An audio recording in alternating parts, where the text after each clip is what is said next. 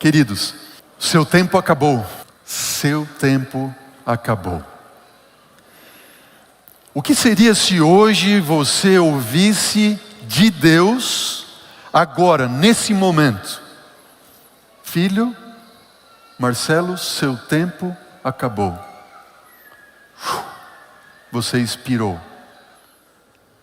Se hoje eu dissesse a você, ou Deus dissesse a você: seu tempo acabou, você não tem mais o que fazer, como você estaria diante de Deus? Eu quero convidar você para abrir a Bíblia no livro de Mateus, Evangelho segundo Mateus, capítulo 24. Abra comigo a palavra do Senhor no Evangelho segundo Mateus, capítulo 24. Ó querida igreja, quando eu penso, e eu tenho orado muito por essa mensagem há alguns dias, vários dias, e tenho pensado comigo assim: Senhor, nós precisamos despertar para o tempo em que nós estamos vivendo. E eu tenho orado a Deus e tenho pedido: Senhor, ajude a mim, de modo que eu desperte para o tempo em que nós estamos vivendo. Ajuda-me a levar a igreja, minha igreja, o chamado nosso, não meu somente como pastor, mas o nosso chamado é preparar um povo para a volta de Jesus. Acompanhe comigo que nós encontramos ali em Mateus capítulo 24, versículo 8. Nós vamos ler ali do versículo 4, melhor dizendo, até o versículo 8. Veja, Mateus 24, verso 4 a 8. Diz assim: E Jesus lhes respondeu, quando os discípulos perguntaram acerca dos sinais da sua vinda, do final dos tempos. Jesus disse, versículo 4: Vede que ninguém vos engane, porque virão muitos em meu nome, dizendo: eu sou o Cristo, e vão enganar a muitos. Certamente ouvireis falar de guerras, rumores de guerras. Vede, não vos assusteis, porque é necessário assim acontecer, mas ainda não é o fim. Porquanto se levantará nação contra nação, reino contra reino, e haverá fomes e terremotos em vários lugares. Porém isto é o princípio das dores. Esta palavra dores aqui, princípio das dores, essa palavra dores é usado para dores de parto. Quantas aqui das irmãs já sofreram dores de parto? Erga a mão. Diz que é a dor mais que existe, né? E vem uma contração. Opa, é um sinal. Qual é o sinal que está ali? O bebê vai chegar. E aí as contrações vêm de novo. Só que passado algum tempo, as contrações vão se tornando mais intensas e menos espaçadas. É isso? Estou falando certo aí, irmãos? Me ajudem. É isso? Mais intensas e menos espaçadas. E vai, e vai, e vai. Até quando? Até o bebê nascer. Jesus está falando: guerras, rumores de guerras, nação contra nação, reino contra reino, virão falsos cristos, dizendo: vão enganar a muitos, mas esse é só o princípio das dores. Abra comigo agora Tessalonicenses, primeira carta de Paulo aos Tessalonicenses, capítulo 5, versículo 4. Leia comigo.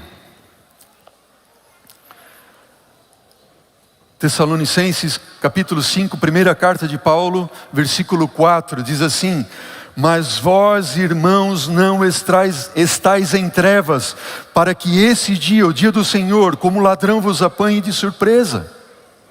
Acompanhe comigo agora o versículo 1, diz assim: Irmãos, Paulo está falando, irmãos, relativamente aos tempos e às épocas, não é necessário que eu vos escreva, pois vós mesmos estáis inteirados com precisão, diz Paulo, de que o dia do Senhor vem como ladrão de noite. Quando andarem dizendo paz, paz, segurança, eis que lhes sobrevirá repentina destruição, como vêm as dores de parto a que está para dar à luz, e de modo algum escaparão. Queridos, de modo algum escaparão. Se o seu tempo acabasse hoje, você escaparia? Você escaparia? Abra a Bíblia agora, 2 Timóteo, capítulo 3. Vire 3, 4 páginas à frente na sua Bíblia. Segunda carta de Paulo a Timóteo, capítulo 3, versículo 1, diz o seguinte: sabe, porém, isto: nos últimos dias sobrevirão tempos difíceis, pois os homens serão egoístas, avarentos, jactanciosos ou presunçosos, arrogantes, blasfemadores, desobedientes aos pais, ingratos, irreverentes, desafeiçoados, algumas versões diz, sem afeto natural, implacáveis, caluniadores, sem domínios de si, cruéis, inimigos do bem, traidores, atrevidos, presunçosos, infatuados, mais amigos dos prazeres do que amigos de Deus, tendo forma sim de piedade, negando-lhe entretanto o poder. Foge destes. Foge destes. Eu tenho 48 anos, só, jovem ainda.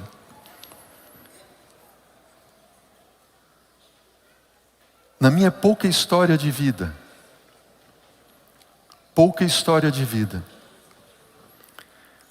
eu ouso arriscar com vocês que nunca o mundo viveu numa situação como esta que nós acabamos de ler, tão intensa.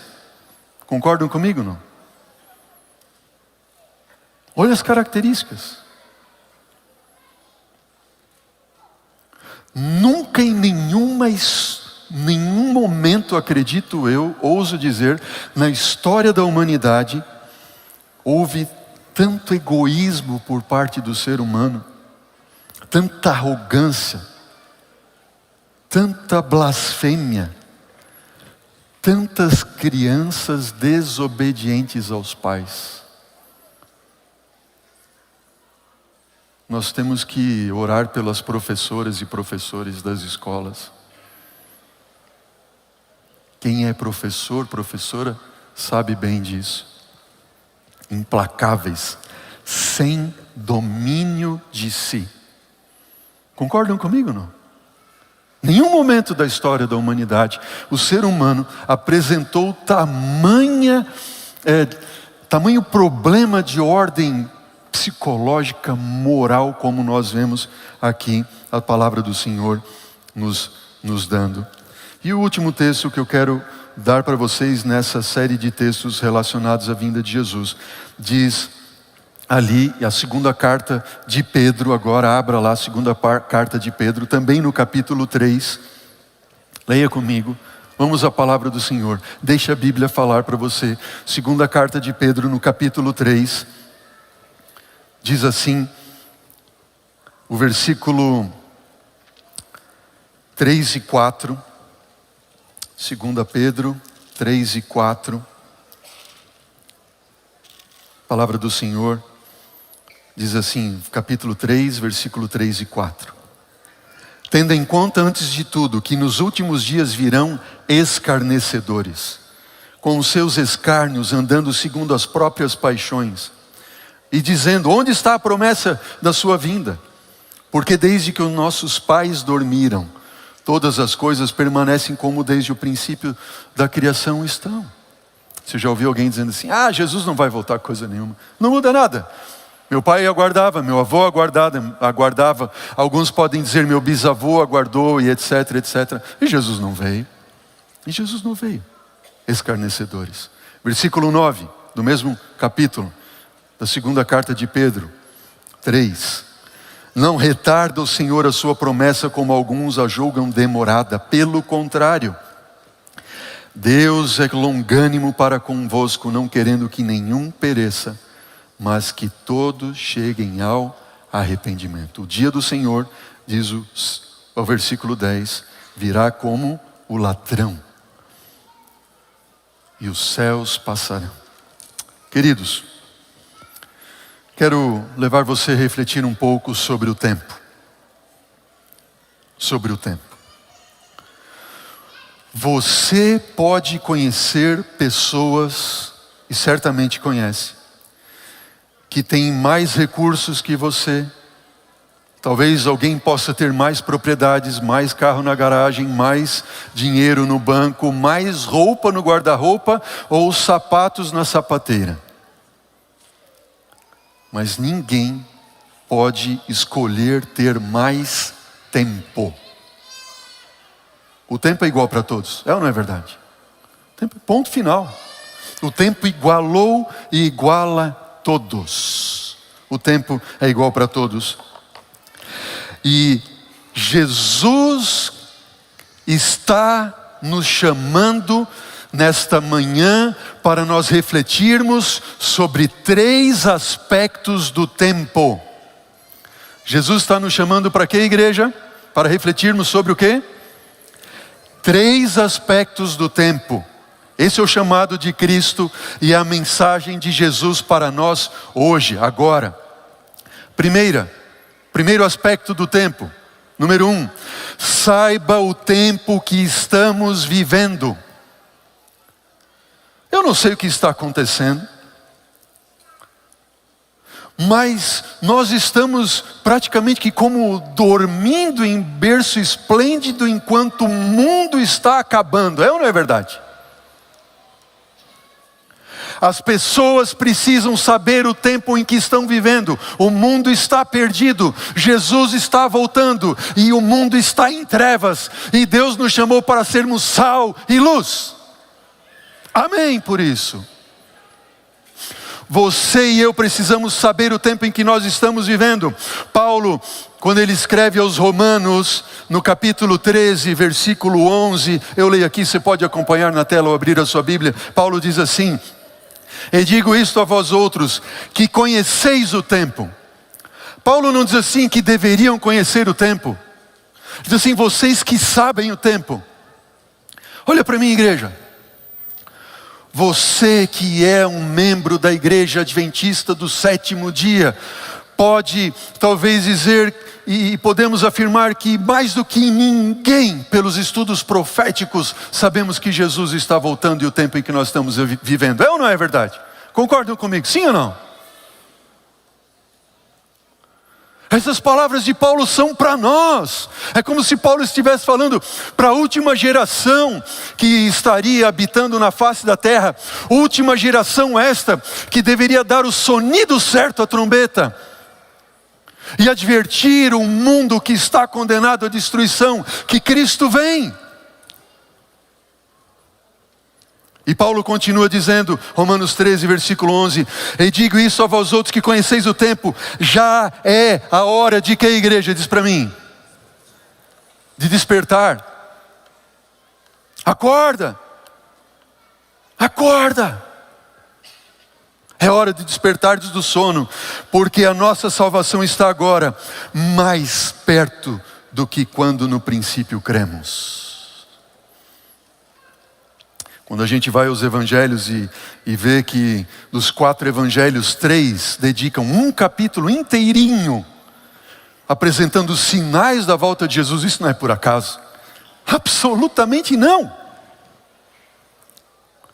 Mateus, Lucas, Marcos, Mateus 24, Lucas 21, Marcos 13. Isso não é novidade para nós. Guerras, rumores de guerras, falsos cristos, falsos profetas, fomes, terremotos, desastres, epidemias, pandemias, perseguições, sinais nos céus, lamento entre as nações. Isso sempre aconteceu, sim ou não, igreja? Sempre aconteceu. No entanto, eu quero que você reflita comigo o seguinte. Antes do século 20, guerras, terremotos, epidemias, etc., eram eventos isolados. Hoje nós estamos vendo esses eventos no mundo todo e numa forma crescente, absurda. É ou não é verdade? Pense comigo. Eu vou dar alguns exemplos para vocês. que eu estive refletindo. Número 1, epidemias ou pandemias. A história registra 5 grandes epidemias no mundo. 3 delas aconteceram no último século. E uma delas, que foi aquela que você passou, que você viveu, foi a maior de todas da história da humanidade. Você está entendendo? Sinais dos tempos. Número 2, guerras. Em nenhum outro momento da história da humanidade, o homem teve a capacidade e o poder de destruir grandes massas e até mesmo extinguir a vida na Terra através de uma guerra nuclear. Nenhum momento. Hoje o homem tem essa capacidade. Loucura. Você lembra, há poucos anos atrás, aquele desastre que aconteceu na Tailândia, lá numa caverna, que 12 jovenzinhos ficaram presos e o mundo se comoveu para salvar 12 jovenzinhos. E quando aconteceu no Chile um desmoronamento lá numa mina do Chile, o mundo se moveu para salvar aqueles homens. Mas é tão grande, tão gritante a incongruência de ver um mundo se preparando para se destruir em guerras. O amor de muitos iria esfriar, o Espírito Santo iria se retirar do mundo. Olha, eu estive pesquisando ali, os Estados Unidos e a Rússia possuem o maior arsenal nuclear do mundo, com cerca de 4.000 a 4.500 ogivas nucleares, os dois países. Você consegue imaginar um negócio desse? Estados Unidos e Rússia. A China, acredita-se que tenha cerca de 320 ogivas. França e Reino Unido, mais cerca de 300. A Índia, o Paquistão, em torno de 150.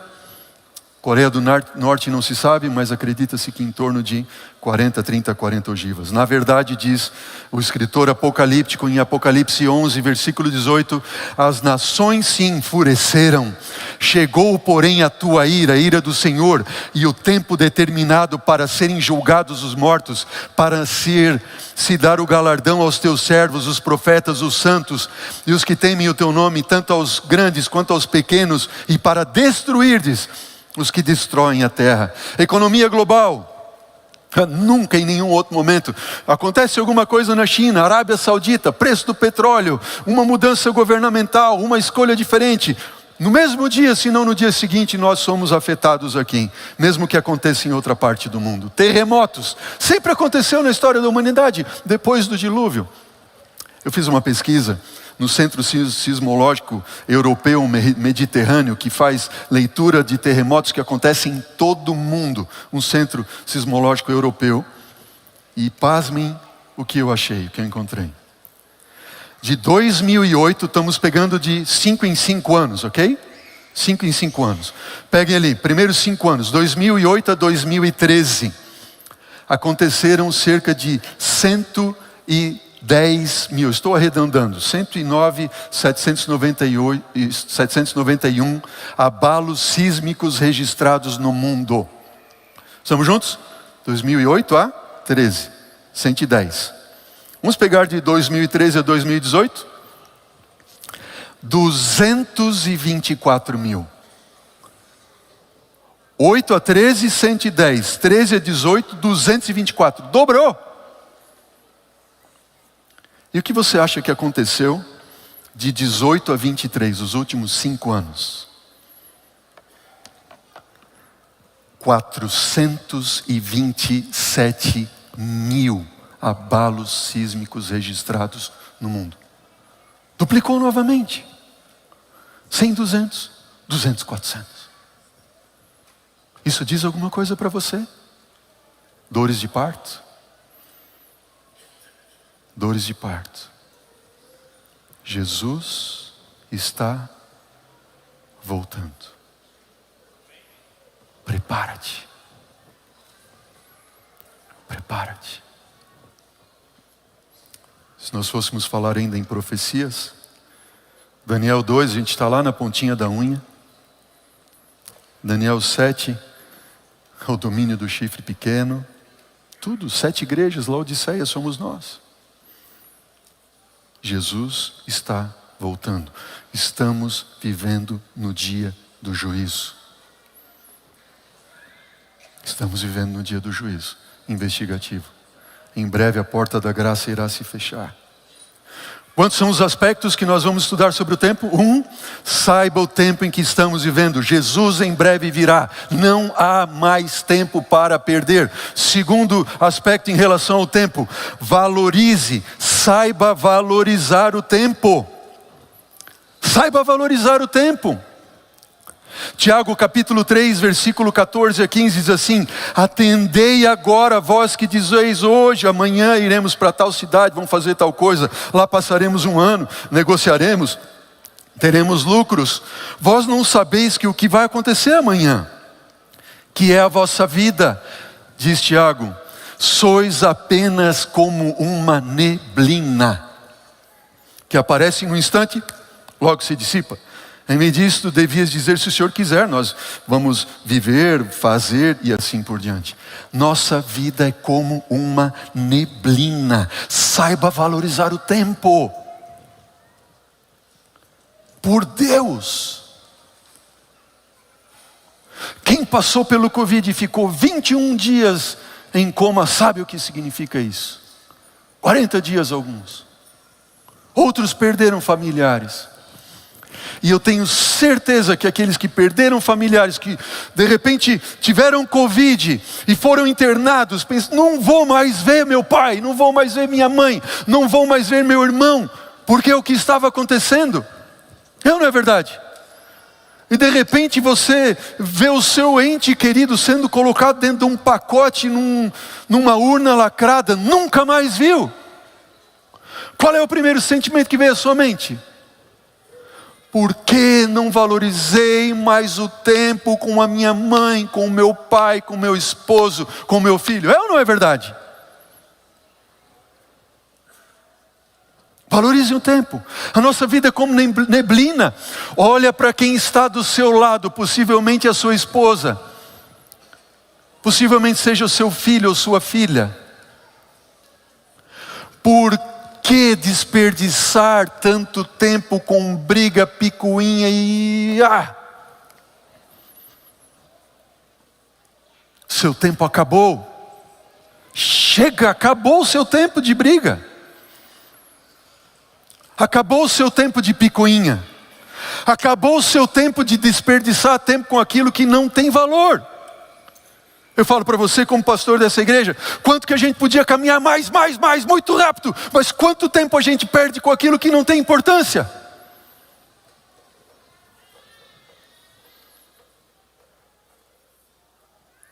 Mimimi, para cá e para lá. Deus nos chamou para servir, e servir a Deus significa o chamado de Cristo Jesus, e o chamado de Cristo Jesus é o chamado para ser perseguido, é o chamado para ser rejeitado, é o chamado para ser humilhado, é o chamado para você não ser aceito. Esse é o chamado de Cristo, sim ou não, igreja? Mas lá o fulano de tal falou tal coisa, eu não vou mais servir nessa área, nesse ministério, nesse departamento. Você está servindo a quem? O irmão ou Jesus? Estamos juntos, sim ou não? Ei, seu tempo acabou de reclamação. O meu também. Acabou, chega. Chega. Jesus está voltando. Nós precisamos saber valorizar o tempo. Qual é o valor do tempo? Terceiro e último aspecto. Saiba poupar o tempo.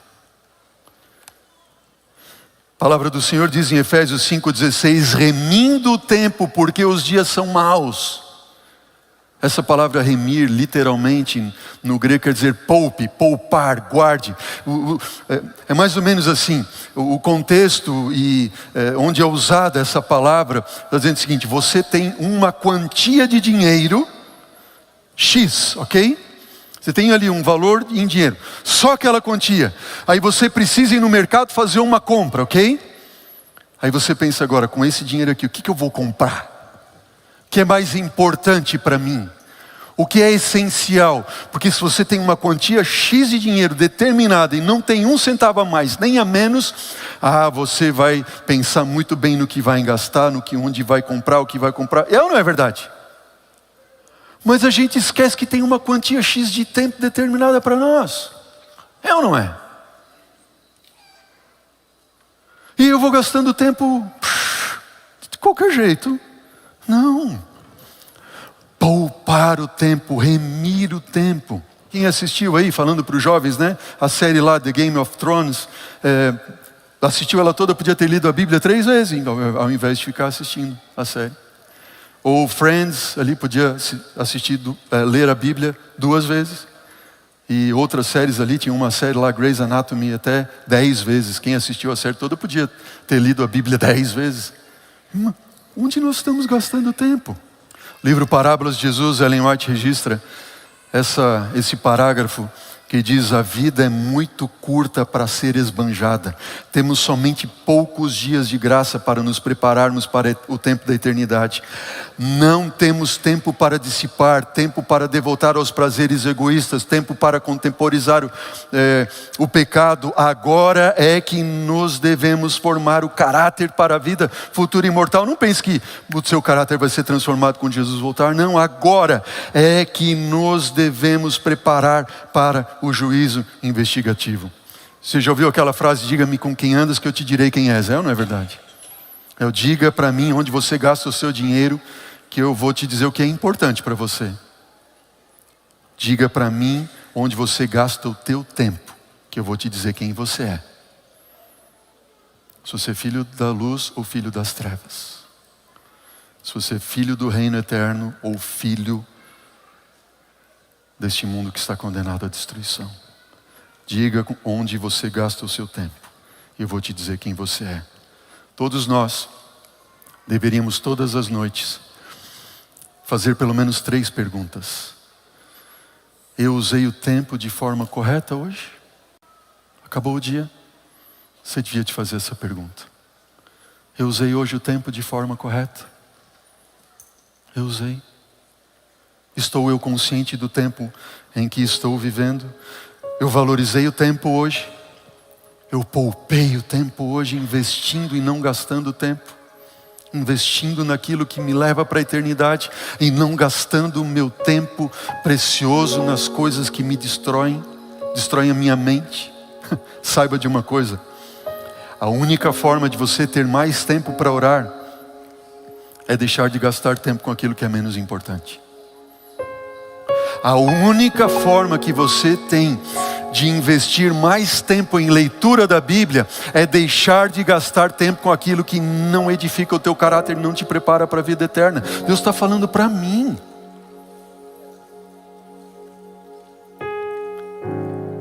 A única forma que você tem ou pode ter mais tempo de servir a Deus, como Deus espera que nós assim façamos, é deixar de gastar tempo em coisas que não nos levam a nada. É ou não é verdade? Jesus está voltando. Você precisa saber, e eu, o tempo em que nós estamos vivendo. Você e eu precisamos dar mais valor ao tempo que temos. Que nenhum de nós seja apanhado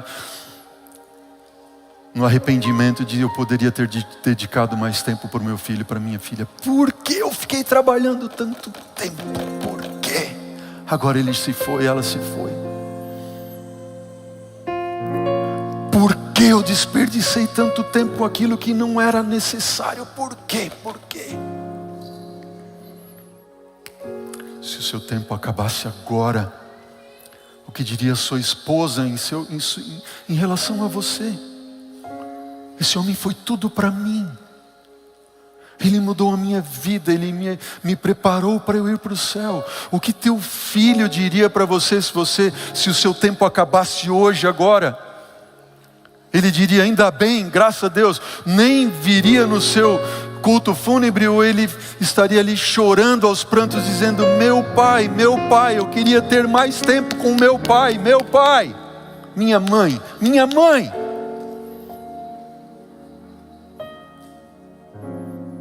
Eu tive o privilégio de conhecer ontem o irmão Hélio, professor Hélio Ítalo Seraim. Disseram que ele estava aqui. Está onde? Posso ver uma mão erguida? Alguém me ajuda a identificar? Está aqui. É isso? O irmão Hélio, agora eu estou vendo o senhor. Que benção. O irmão Hélio, vem cá, irmão Hélio. Vem cá. Se o senhor puder, vem aqui. A gente não combinou nada. Acompanhe ele, por gentileza. Uma preciosidade de pessoa. Esse senhor que vocês veem caminhando no corredor da igreja agora, 100 anos de idade. Você pode dizer amém?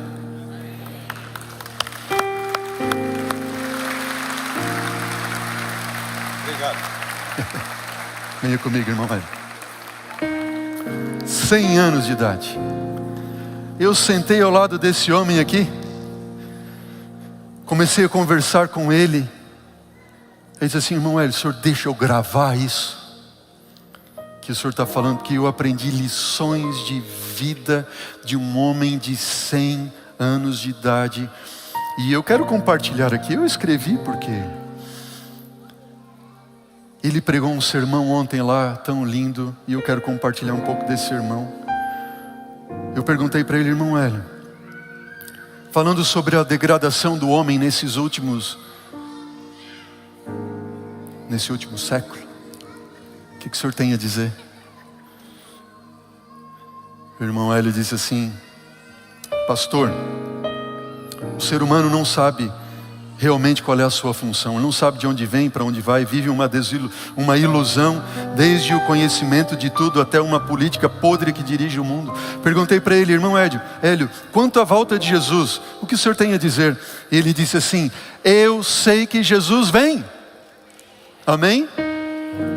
Eu sei que Ele vem, isso não me preocupa, ele disse. Não me preocupa a volta de Jesus, eu sei que Ele vem, isso não me preocupa. Uma coisa me preocupa, é o fechamento da porta da graça, eu quero estar preparado. Amém? Amém. Agora, né, irmão Hélio? Me permita,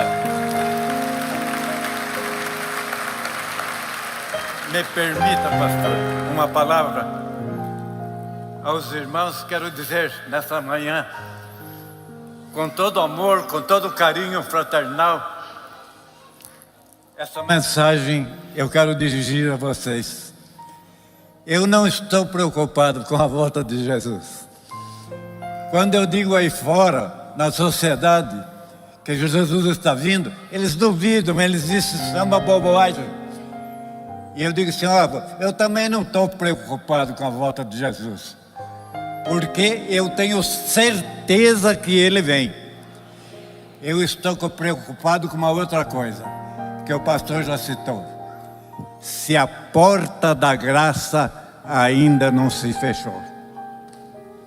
Isto é importante para mim. E se pode fechar para nós agora, né, irmão? Preparado no momento que essa porta se fechar. Mas a igreja está fazendo o seu papel. Este sermão de hoje do pastor não é comum. Eu tenho uma dificuldade auditiva, devo ter apanhado pelo menos 70% do seu sermão de hoje. Mas esta mensagem nua e crua que ele apresentou, eu sei que às vezes bate no coração de algumas pessoas e volta sem muita expressão. Por quê? Meio agarrado a Cristo e meio agarrado ao mundo. E quando quer se desligar, o que acontece? Ele sente uma pressão do mundo segurando e cede. Este é o momento, irmãos, de nós nos desprendermos do mundo. Amém? Matéria vai ficar aí. Eu costumo dizer que é aquela expressão que sempre usamos em alguns sermões, que nós nada levamos deste mundo, no fundo não é verdade. Quem falece, quem vai dormir o sono da morte, não leva nada?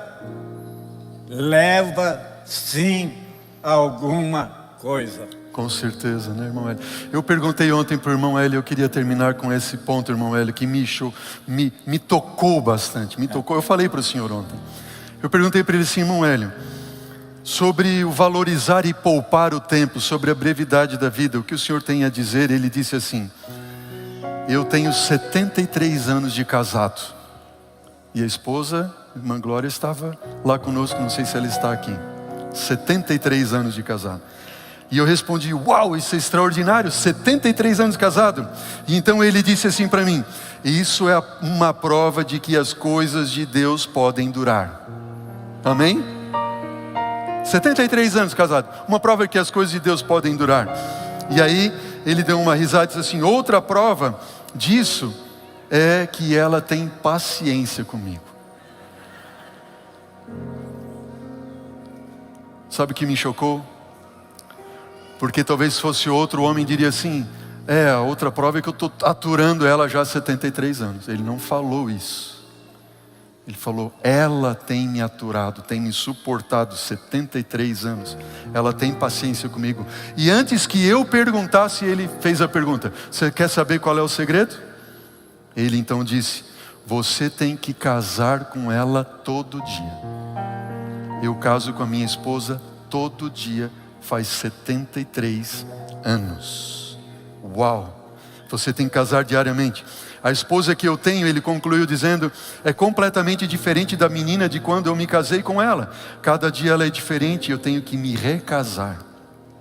Então hoje eu não tenho mais aquela jovem esplendorosa, linda. Hoje eu tenho uma velhinha em casa, que é a minha companheira.